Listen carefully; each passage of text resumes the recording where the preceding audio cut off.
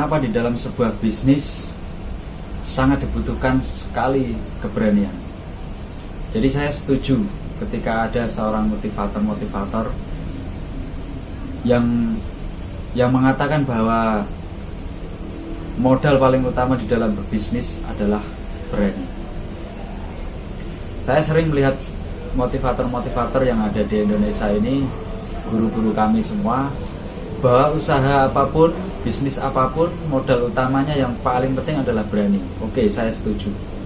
Kenapa modal berani itu sangat penting? Dalam sebuah bisnis, di dalam sebuah pembangunan usaha, dibutuhkan yang namanya rencana. Akan tetapi kalian harus paham bahwa semua rencana, di setiap rencana itu tidak akan ada ide yang muncul secara utuh di situ. Makanya untuk membuat rencana itu sedikit saja, karena orang berani itu cenderung membuat rencana yang sedikit, tidak membuat rencana yang panjang ataupun rencana yang mungkin menurut mereka harus direncanakan sangat bagus dan harus direncanakan sebaik mungkin. Oke, itu saya juga setuju. Akan tetapi ya itu tadi, kalian harus paham, semua ide itu tidak akan muncul secara utuh saat kamu memulainya. Jadi yang perlu kamu lakukan itu ya segera memulai. Karena di saat kamu memulai, itu baru akan terasa jelas ketika kamu ya memulainya itu. Jadi semua akan tampak jelas ketika kamu segera memulainya. Lalu disitulah akan muncul ide-ide baru saat kamu memulainya. Karena setiap perencanaan sudah pasti tidak akan sama persis dengan saat kamu segera memulainya itu.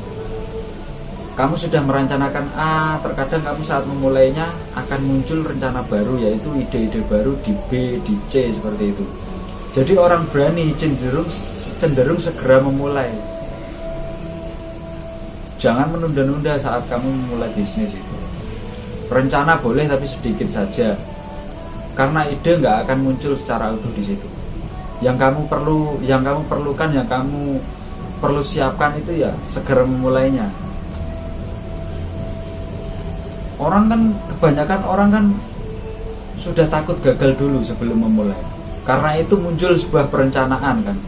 Perencanaan kan untuk antisipasi agar gak gagal, agar di sininya nanti seperti ini. Tapi orang berani langsung memulainya dan dia tidak pernah takut akan gagal saat dia memulainya. Karena dia tahu kegagalan itu hanya sebuah teguran bahwa kamu salah memutuskan ini, salah dalam proses ini, maka ya harus diganti. Lah kamu tidak akan tahu gagalnya di mana kalau kamu tidak segera memulainya. Karena sebuah rencana pasti dibuat sebaik-baik mungkin. Seakan-akan tidak akan datang kegagalan. Itu kan rencana. Lah kamu kan nggak tahu ide-ide apa yang akan muncul saat kamu memulainya. Jadi bisnis itu seperti itu, Mas. Seperti kita mengejar sesuatu yang kamu inginkan. Kita mengejar sesuatu yang kita inginkan. Tapi satu hal yang penting lagi, kamu tidak bisa menghalangi sesuatu yang diinginkan orang lain. Nah, di dalam sebuah bisnis itu pasti ada yang namanya tim. Kalau kamu melakukan bisnis sendirian, oke, bisa, tapi itu sangat sulit. Dibutuhkan satu tim. Nah, di dalam satu tim itu ada yang namanya keinginan itu. Dan keinginan orang lain kamu tidak bisa menghalanginya. Itulah gunanya keberanian. Kita mengejar sesuatu yang kita inginkan, tapi kita tidak bisa menghalangi sesuatu yang diinginkan oleh orang lain. Itu sudah aturan hidup. Jadi masing-masing harus mempunyai keberanian. Jadi modal utama untuk berbisnis atau membangun usaha, maka berani itu paling penting dan paling utama. Nah, terus bagaimana cara menghubungkan antara keberanianmu dan sesuatu keinginan orang lain yang tidak bisa dihalangi itu? Apakah harus bertengkar di situ? Tidak. Jadi keberanianmu tadi, orang lain itu juga harus punya keberanian. Dan keinginan kita masing-masing yang tidak bisa dihalangi itu akan terpecahkan oleh keberanian itu tadi. keberanian untuk memulainya. Nah ya, dari awal kan saya sudah bilang bahwa ide itu tidak akan muncul secara utuh. Disitulah ide yang tidak akan muncul secara utuh, itulah yang membangkitkan antara keberanian dan keinginan orang lain yang tidak bisa kita halangi tadi. Setelah kita memulai, itu akan semakin terasa jelas ide-ide yang akan muncul di situ. Maka keinginan orang lain yang tidak bisa dihalangi itu akan dihalangi sendiri oleh ide-ide yang baru muncul itu. Disitulah akan mempertemukan antara keinginanku dan keinginan orang lain. Di situ akan sama, karena munculnya sebuah ide-ide baru, keinginan A, ternyata dia punya keinginan B. Bagaimana? Kita memulai aja dulu, plek, dengan rencana yang sedikit tadi. Rencana yang sedikit tadi sudah pasti sama keinginanku dan keinginan dia. Sudah pasti memiliki titik temu yang sama. Lah, sesuatu yang belum ketemu titiknya itu tadi, karena aturan kita tidak bisa menghalangi keinginan orang lain, dan kita juga mengejar sesuatu yang kita inginkan, tidak bisa dihalangi oleh orang lain juga. Yang akan menghalangi dan akan menemukan, yang mempertemukan dua keinginan yang berbeda itu ya ide yang baru ini tadi, karena kita segera memulainya. Dan bagaimana cara kita belajar dari kegagalan? Kegagalan itu yang muncul dari keinginan yang tidak bisa dihalangi tadi.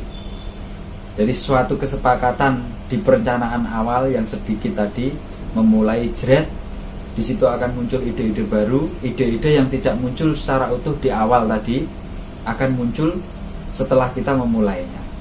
Jadi dalam bisnis itu seperti itu. Kebanyakan orang sukses, kebanyakan loh ya, yang saya baca dan yang saya tahu, itu karena mereka berani memulainya. Setelah dia berani memulainya, di situ akan muncul satu rintangan-rintangan yang namanya gagal itu tadi. Oh ternyata ini kurang ini, oh iya ternyata ini perlu ini, ternyata yang ini perlu diinikan, oh ya ternyata ini salah. Itu satu tim di situ akan merasa dan akan menemukan satu titik terang di mana bisnis itu akan berjalan dengan sendirinya secara pelan-pelan dan santai. Jadi seperti itu. Maka yang perlu kalian siapkan adalah keberanian, lalu percaya bahwa aturan hidup itu kita tidak bisa menghalangi keinginan orang lain, dan keinginan kita juga akan sulit dihalangi oleh orang lain. Itu yang akan perlu disiapkan dan disegerakan untuk memulai bisnis. Mungkin itu.